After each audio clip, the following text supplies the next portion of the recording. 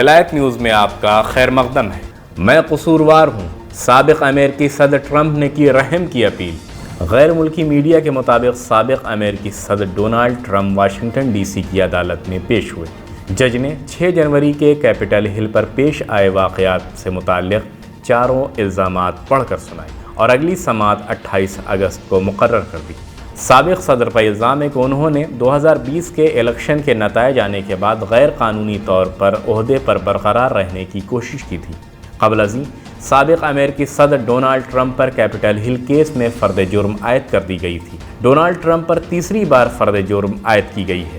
اس کے علاوہ Donald Trump پر امریکہ کو دھوکہ دینے کی سازش کا بھی الزام ہے، جبکہ ان پر حقوق پامال کرنے کی سازش کا بھی الزام عائد کیا گیا ہے۔ امریکی میڈیا کے مطابق اگر ڈونالڈ ٹرمپ پر الزام ثابت ہوئے تو انہیں 55 برس قید کی سزا ہو سکتی ہے، جبکہ خود ٹرمپ کا کہنا ہے کہ انہیں 561 سال قید کی سزا ہو سکتی ہے۔ اسی طرح کی بین الاقوامی اور اسلامی دنیا کی خبروں کو جاننے کے لیے ولایت نیوز سے جڑے رہیں۔